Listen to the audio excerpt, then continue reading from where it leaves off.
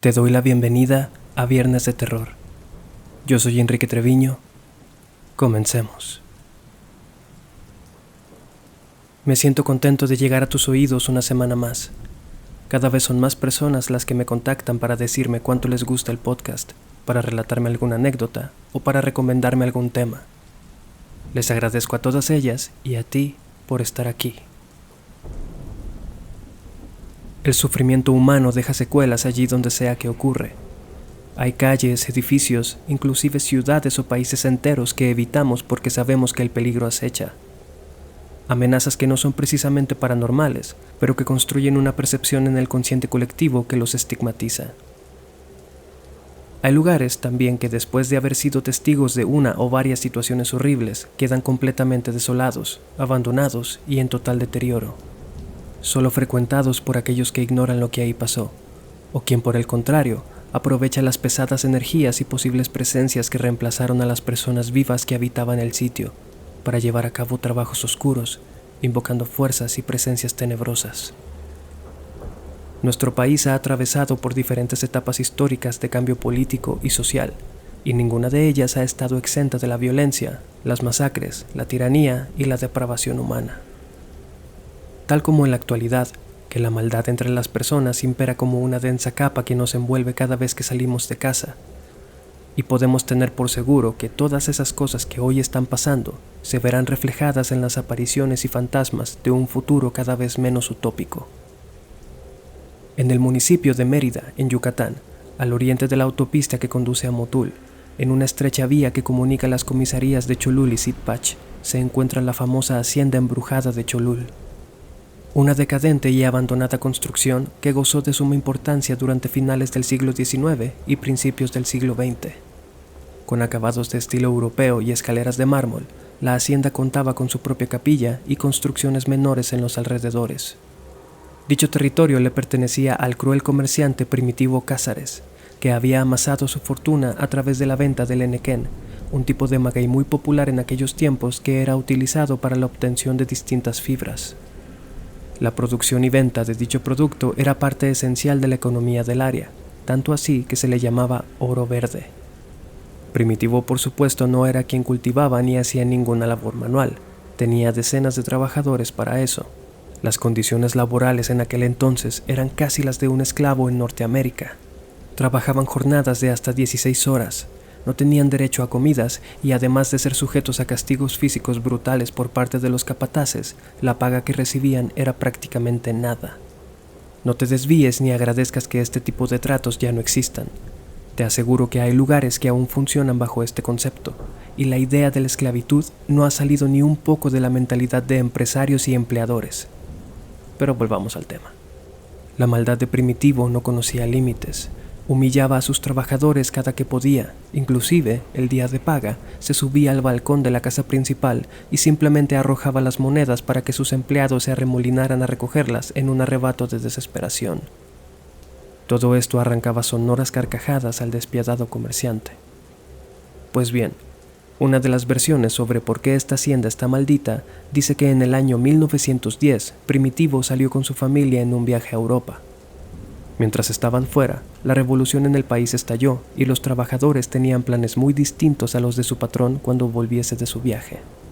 Cuando vieron el carruaje de Primitivo llegar, todos los campesinos lo rodearon, forzaron a su patrón a bajar y con sus machetes mutilaron su cuerpo casi por completo. Sin embargo, la emoción y rabia se transformaron prontamente en desconcierto y terror cuando aquellos que lideraban el ataque comenzaron a desvestir al moribundo jefe para despojarle de sus joyas y dinero. En cierto punto, notaron que el hombre tenía una cola, muy parecida a la del diablo. Existe una versión diferente de esta leyenda que dice que cuando la hacienda estaba en su mejor momento, dos de los empleados más jóvenes se enamoraron y decidieron casarse. Por aquellos años existía una barbárica tradición llamada el derecho de pernada. Muy parecido al prima nocta, la tradición dictaba que cualquier empleada o criada que deseara contraer nupcias debía pasar forzosamente su primer noche íntima con su amo antes de poder casarse. Sin embargo, Primitivo Cázares no practicaba dicha tradición. Sorprendentemente, en esta versión de la historia, el amo era un poco más humano.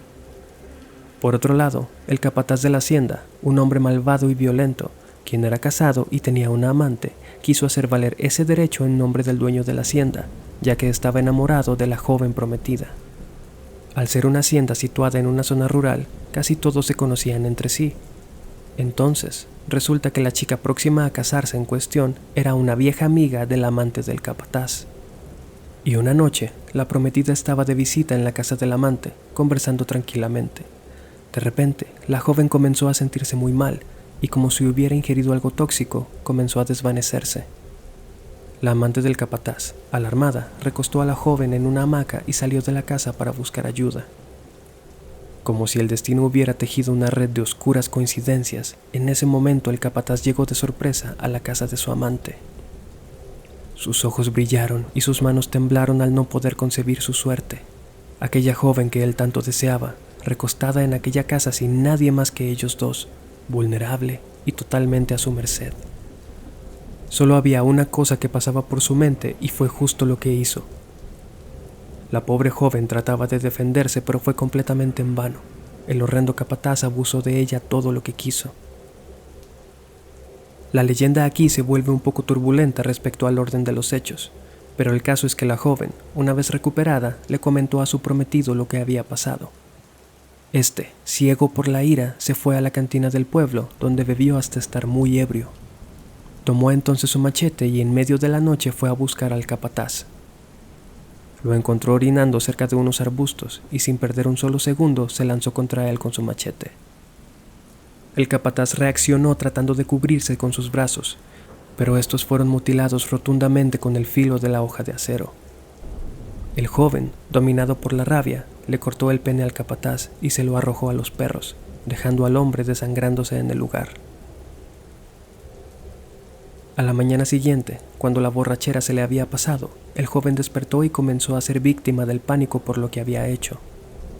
Presa del miedo y la desesperación, pues sabía que sería encarcelado cuando se supiera lo que hizo, se colgó de las ramas de un enorme árbol a escasos metros de la entrada de empleados de la hacienda. La familia del joven, quienes venían de una larga tradición de brujas y nigromantes, al enterarse de todo, lanzaron una terrible maldición sobre la hacienda.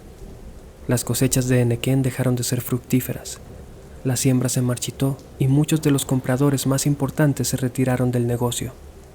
Esto obligó a los dueños a abandonar la hacienda antes de que los recaudadores llegaran por ellos. Se dice que aquel árbol donde el joven se ahorcó aún sigue ahí y que en las noches, a la luz de la luna, puedes ver su silueta, pendiendo de una cuerda desde una gruesa rama, meciéndose lenta y tétricamente con la helada brisa de la noche. Otros dicen que han visto al fantasma del capataz, lamentándose y dando alaridos de dolor, justo en el lugar donde estaban aquellos arbustos, donde sería violentamente asesinado. Existe una tercera versión de la leyenda que, en mi opinión, es la más bizarra de todas. Se cuenta que el comerciante, dueño de la hacienda, solía viajar mucho y por largos periodos, dejando a sus 2 hijas y a su esposa en la enorme casa. Dicha esposa, según contaban los campesinos, tenía la fama de practicar la magia negra, y algunos aseguraban que realizaba actos sexuales con un caballo negro que vivía en el establo de la hacienda. Tras llegar inesperadamente temprano de su último viaje, el dueño de la hacienda entró a la casa esperando ser recibido por su esposa y sus hijas. Sin embargo, este se quedó extrañado al ver a las 2 pequeñas jugando con las sirvientas. Tras preguntar dónde se encontraba su mujer, las sirvientas contestaron que le vieron salir con dirección a los establos. El incauto hombre fue a buscarla entonces ahí. Al llegar, fue testigo de lo innombrable. Ofuscado por la ira y la depravación de lo que estaba presenciando, el hombre desenfundó su espada y terminó con la vida de su esposa, para después quitarse la suya disparándose en la cabeza. Tras esta conmoción, los campesinos abandonaron el lugar. La hacienda de Cholul continúa en el mismo sitio, en creciente estado de decadencia. En el lugar se han encontrado al menos 2 cadáveres. Uno de ellos fue de una persona ejecutada con un arma de fuego en la cabeza, encontrada dentro de la casa. El otro fue un caso muy sonado en el que una mujer que recibía constantes maltratos de su pareja la asesinó y descuartizó, poniendo las partes del cuerpo en bolsas de basura y arrojándolas en las inmediaciones de la hacienda.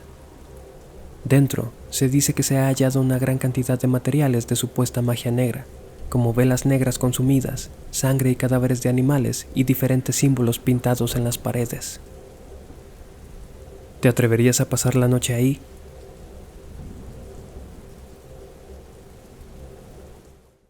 Antes de continuar, te sugiero que te suscribas a mi canal de YouTube y actives las notificaciones para que nunca te pierdas mi contenido.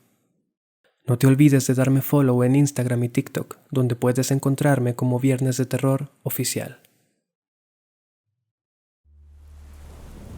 La tragedia marca a las personas y también a los lugares donde ocurrieron. Hay quien dice que las energías negativas atraen a las personas con malas intenciones, alimentando así el hirviente odio en el sitio, convirtiéndolo en sede para los actos más inmundos. La Casa de los Tubos en Monterrey, Nuevo León, al norte del país, es una construcción que estuvo muchos años sin terminar y que tiene una arquitectura muy particular, pues está compuesta por múltiples torres tubulares. Esto por una razón en específico. Durante los años 60, un empresario y su hija se mudaron a la ciudad de Monterrey. Nadie sabe realmente de dónde eran ni por qué su familia se componía de ellos dos. Era obvio, sin embargo, que solo se tenían el uno al otro y se amaban entre sí. La hija del empresario sufría de parálisis en las piernas, razón por la que dependía de una silla de ruedas y toda la ayuda posible. Su padre quiso que su hogar en esa nueva ciudad fuera una muestra del amor que sentía por su hija, por lo que se sentó con un arquitecto a planear su nueva casa.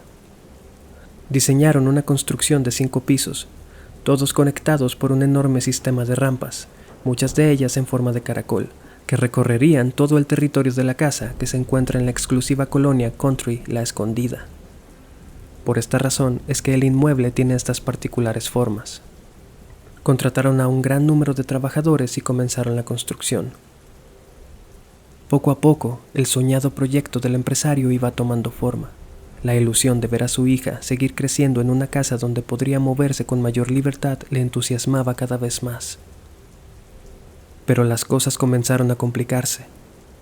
Entre más avanzaba el proyecto, los trabajadores de la construcción comenzaban a tener roces y conflictos entre ellos. Dichos conflictos iban en aumento, al grado de que el supervisor de la obra se veía separando a 2 o más trabajadores envueltos en una riña en más de una ocasión. La mayoría de estas peleas comenzaban por supuestos robos de herramientas entre los albañiles. En un intento de limar asperezas y mejorar el ambiente, una tarde, después de terminar las labores del día, los trabajadores se reunieron para tomar unos tragos. Pero aquello se convirtió en una legendaria borrachera que terminó casi de madrugada. Como era de esperarse, casi nadie se presentó al día siguiente a trabajar, víctimas de una resaca seguramente terrible. Solo 3 trabajadores llegaron ese día, y maldiciendo a los perezosos débiles que les dejaron todo el trabajo a ellos, pusieron manos a la obra. La casa estaba a pocos meses de ser terminada. Prácticamente todo el sistema de rampas ya podía recorrerse, y ese día uno de los trabajadores fue al último piso a hacer algunos acabados, mientras los otros 2 se quedaron laborando en la explanada del primero. Pocos minutos después, escucharon un grito, o más bien, un escalofriante alarido de terror. Reconocieron la voz de su compañero, y suponiendo que estaba herido, corrieron a auxiliarlo. No habían terminado de entrar a la casa cuando escucharon un golpe seco. Cuando llegan al primer piso, en un charco de sangre y con las extremidades destrozadas por la caída, vieron a su compañero. Ya era muy tarde para llamar una ambulancia. Se dice que aquel hombre perdió la vida y en sus ojos quedó una expresión de absoluto terror. Esto, sin embargo, no detuvo el trabajo. Los albañiles continuaron hasta que un día otro de sus compañeros, que también se encontraba en la parte de arriba, cayó y murió. Esta vez, cuando todos se juntaron a su alrededor, el desdichado hombre tuvo suficiente aliento para pronunciar sus últimas palabras. No quiere que estemos aquí. A partir de ese momento, casi la mitad de los albañiles renunció. Los rumores sobre lo paranormal comenzaron a hacerse escuchar, y los que se quedaron iban a trabajar con un profundo miedo. Un domingo en el que no había nadie en la construcción, el empresario decidió visitar el lugar con su hija. Estaba ya casi terminado y querían echar un vistazo. La chica estaba fascinada con la casa. Comenzó a recorrerla entusiasmada con lo sencillo que aquello resultaba en su silla de ruedas. En cierto momento, papá e hija se encontraron separados. El padre se puso a merodear por el primer piso cuando un agudo y desgarrador grito recorrió la vacía construcción, emitiendo un eco que le heló la sangre. Antes de poder reaccionar, solo escuchó un estrepitoso sonido. Su hija también había caído y muerto con el impacto. El dolor de la pérdida fue demasiado para el pobre hombre, quien se quitó la vida días después. La construcción se detuvo y la casa fue abandonada por completo. Durante muchos años estuvo a la venta, comenzó a ser vandalizada y se convirtió en el punto de reunión para supuestas prácticas oscuras y rituales satánicos. En el 2018 la propiedad fue adquirida por un importante arquitecto, quien había pasado toda su vida en esa colonia. Cuenta que desde niño, cada que pasaba por ahí y veía aquella enorme casa tubular, se imaginaba la impresionante vista que ésta tendría. Las leyendas y mitos alrededor de la propiedad nunca le afectaron puesto que no cree en esas cosas. Sin embargo, en un reportaje, cuenta que cuando adquirió la casa, encontraron velas, pentagramas, gatos muertos y otros materiales de brujería en el sótano. El arquitecto ordenó que todo eso se limpiara y levantó una cerca para que los intrusos no pudieran entrar. Volvieron al día siguiente y de nuevo en el sótano encontraron más artículos de magia negra. Hoy, la casa es habitada por dicho arquitecto y su familia, quienes aseguran no han vivido ni un solo suceso paranormal. ¿Tú vivirías ahí?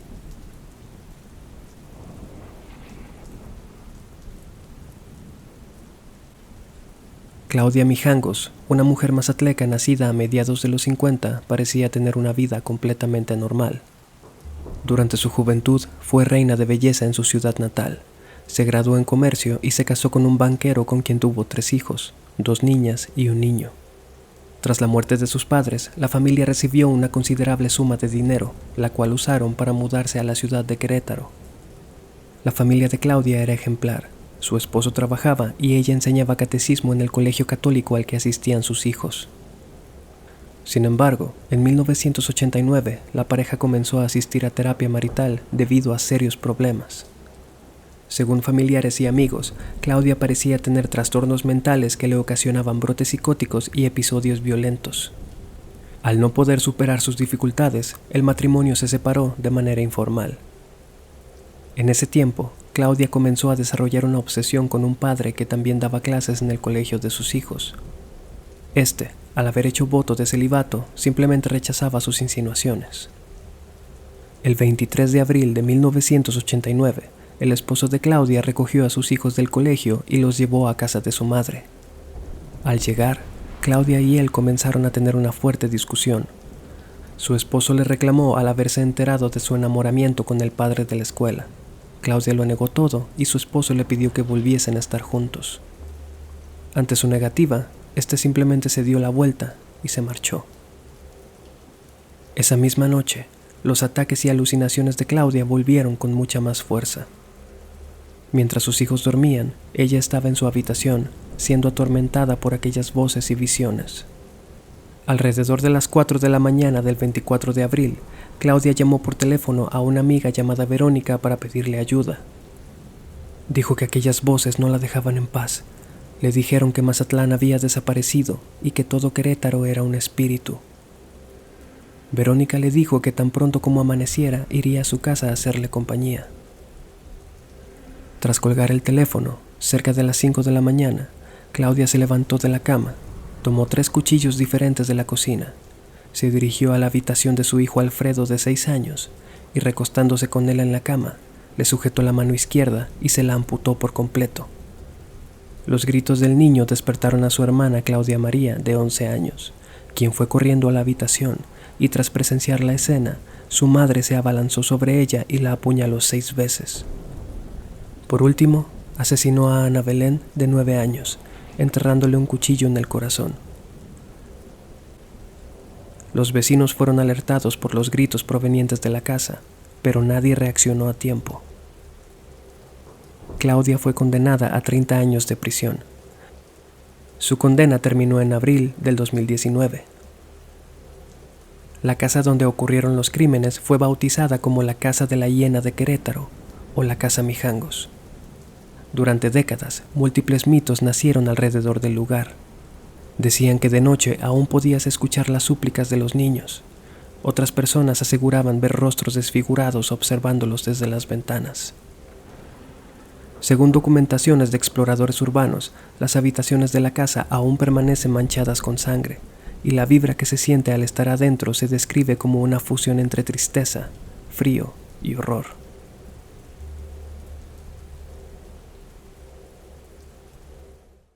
Te agradezco haber llegado hasta aquí. De verdad espero que este episodio te haya gustado y me des la oportunidad de seguirte acompañando con más historias. Quiero invitarte a Conexión Paranormal en TikTok los jueves a las 8 de la noche, un en vivo en el que platico con una talentosa creadora de contenido llamada Géminis y compartimos historias y leyendas de todo tipo. Yo soy Enrique Treviño. Hasta la próxima.